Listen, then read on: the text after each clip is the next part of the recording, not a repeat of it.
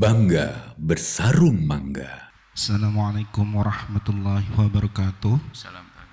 Allahumma salli ala Sayyidina Muhammad wa ala ali Sayyidina Muhammad. Semoga Buya beserta keluarga diberikan umur yang panjang, kesehatan serta rezeki yang berlimpah. Semoga dimudahkan juga untuk jalan dakwanya. Amin, amin. Buya, saya izin bertanya. Pertanyaan ini mengenai surat Al-A'raf ayat 34 yang berbunyi seperti ini.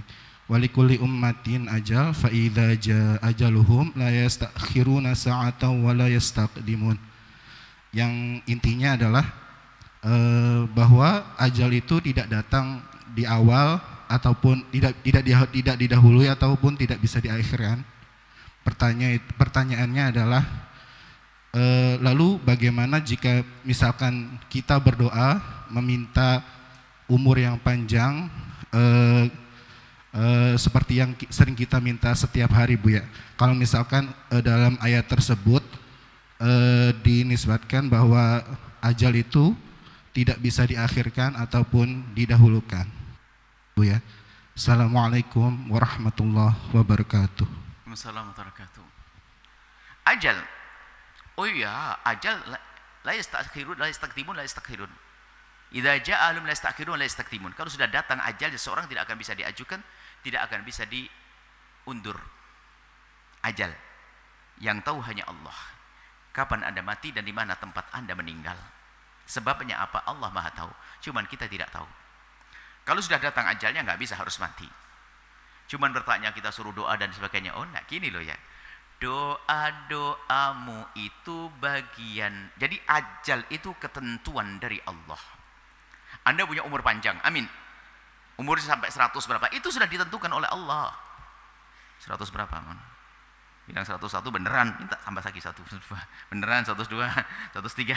Baik, itu sudah ketentuan Allah. Umurmu itu adalah ketentuan dari Allah. Ketentuan ini tidak akan berubah-ubah di pandangan Allah.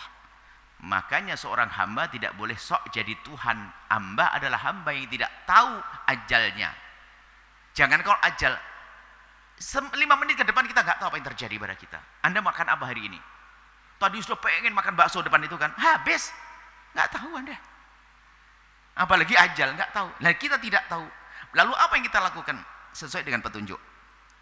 Ada akal Allah berikan, ada rasa Allah berikan. Kita diajari oleh Allah itu mengikuti sunnah. Apa yang telah Allah rambu undang-undang hidup manusia, cara hidup yang sudah Allah tentukan. Makanya kalau Anda lapar ngapain? Ngapain? Makan sudah. Apakah orang kuat imannya lalu ngomong gini, kalau memang jatah saya kenyang pasti kenyang? Enggak kan? Pastinya. Ada ngomong itu? Ayo. Ada makanan sate enak di sana dijejer sate hangat berkempul-kempul, ada bakso ngepul. Lalu Anda lapar, lalu Anda sok jadi ahli tauhid. Kalau memang jatah saya kenyang pasti kenyang sendiri nanti. Nggak ada, Anda ke sana. Di mata Anda ngambil sate, piring nasi, makan itu sebab kenyang, kan gitu. Tapi Allah sudah tahu, Anda lapar, Allah sudah tahu, Anda makan, Allah sudah tahu, Anda kenyang, Allah sudah tahu. Jadi sebetulnya panjatan doa Anda itu bagian dari ketentuan takdir. Karena Anda makan seolah-olah di mata kita karena. Untuk Allah tidak ada karena, nggak ada sebab Allah melakukan. Gambaran di hadapan manusia, karena saya makan maka saya kenyang, lalu saya sehat panjang umur. Kalau tidak makan nanti sakit mati, kan gitu ya. Jadi kalau Anda tiba-tiba dimudahkan Allah berdoa, ini pertanda di mata kita yang untuk Allah. Tandanya Anda itu seperti diizinkan makan oleh Allah, takdir. Setelah makan sehat, panjang umur. Jadi sebetulnya doa Anda bagian daripada ketentuan Allah. Kalau tidak doa, ya sudah mati berarti, gitu loh. Jadi berdoa itu bagian daripada takdir. Seperti makan bagian daripada takdir. Jangan katakan karena makan saya adalah sehat kenyang, bukan. Yang kenyangkan adalah Allah. Banyak orang mau makan tidak kenyang-kenyang. Oh, disiap makan semangat. Ataunya makan sate terlalu buru-buru, tusuknya masuk tenggorokan, masuk rumah sakit nggak kenyang dia. Padahal sudah semangat tadi. Ayo, menjamin dia kenyang. Nggak bisa. Karena Allah tidak menghendaki dia kenyang loh ya. Padahal satenya ada, baksonya juga ada. Keselak. Lah mau apa? Cuman dia waktu ngambil sate nggak tahu kalau bakal keselak dia. Jangan sok tahu jadi Tuhan. Anda tidak tahu bakal keselak. Makanya Anda semangat, ya kan? Jadi Anda ngambil sate bagian daripada takdir. Lalu Anda berdoa bagian takdir. Kemudian setelah Anda makan ada kenyang. Anda doa ada pengabulan. Pengabulan itu bagian takdir sehingga panjang umur gitu.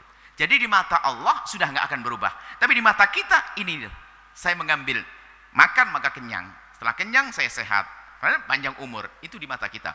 Sehingga kalau Anda dimudahkan berdoa, sudah dijanjikan oleh Allah, kalau ada doa, ada pengkabulan, maka Anda mendapatkan seperti itu. Jadi kita itu melihat jangan sebagai seorang sutradara, tapi lihatlah sebagai seorang penonton film, seorang anak muda yang hebat, seorang pahlawan hebat. Kalau Anda nonton, nggak usah sok jadi sutradara. Anda yang asik nonton seorang anak yang soleh, pinter. Jadi Anda bisa deg-degan, kan gitu ya. Tiba-tiba ada seorang soleh yang siapa? Anak pemuda, kaya, hebat, suka bantu orang fakir miskin. Pas suatu ketika, di saat dia bawa makanan dan duit, ingin membantu fakir miskin, ternyata ada perampok 3 di belakang nguntit. Anda kan deg-degan. Allah, ajib gitu. Coba jadi kayak sutradara. Elah sudah tahu, selamat itu nanti ketemu polisi. Gak enak begitu, jangan sok jadi sutradara. Anda sebagai manusia, jadilah manusia. Lalu apa? Gunakan akalmu. Kalau lapar, makan. Gitulah, ini racun jangan diminum. Duri nusuk hindari. Itu kan akal kita dia. Maka jalan itu semuanya dan semua itu adalah bagian dari. Maka di hadapan Allah tidak akan ada berubah. Tapi di hadapan manusia adalah itu perubahan. Di hadapan kita. Sehingga karena Anda banyak berdoa, anak soleh, anaknya soleh. Sehingga anak soleh yang Anda miliki itu ada hubungannya dengan doa. Iya, memang Allah buat begitu. Seperti makan dan kenyang. Nggak makan, lapar, nggak banyak doa, anaknya kayak setengah setan, bisa begitu. Cuman itu kita nggak tahu semuanya. Jangan sok tahu, jangan sok jadi Tuhan. Jadilah hamba yang hamba, sehingga ngikuti petunjuk Allah. Kalau lapar makanlah, doa dikabulkan, sholat dapat pahala, nanti jadi ahli surga, kan begitu. Seperti itu. Jangan ngomong, kalau memang saya ahli surga, kalau memang saya ahli neraka, biarpun ibadah, kan tetap masuk neraka. Siapa bilang ente ahli neraka? Kok sok banget, sok tahu? Atau sebaliknya, kalau memang saya ahli surga, biarpun saya maksiatkan tetap ahli surga. Siapa bilang juga ente ahli surga? Yang ada adalah kita semua berjuang. Wa kullun muyassarun lima khuliqalah. Semua orang akan dimudahkan sesuai tujuannya ada di mana. Makanya karena dia ahli surga oleh Allah mudahkan ternyata lembut hati, pemaaf, mudah berbuat baik, istighfar dan seterusnya masuk surga. Ini jatahnya neraka, Masya Allah, badung, bandel, kurang ajar, gak pernah tobatnya gitu orang neraka. Kurang lebih seperti itu. Baik, semoga Allah manjangkan umur kita dalam ketaatan serta sehat walafiat dalam ridha Allah Subhanahu wa taala. Wallahu a'lam bissawab. Sahabat Al-Bahjah TV, setelah menyaksikan video ini, jangan lupa bersolawat kepada baginda Nabi Muhammad. Shollu ala Nabi Muhammad. Allahumma sholli alaihi wa ala alihi wa sahbihi. Sarung mangga, sarung kebanggaan kita. Bangga bersarung mangga.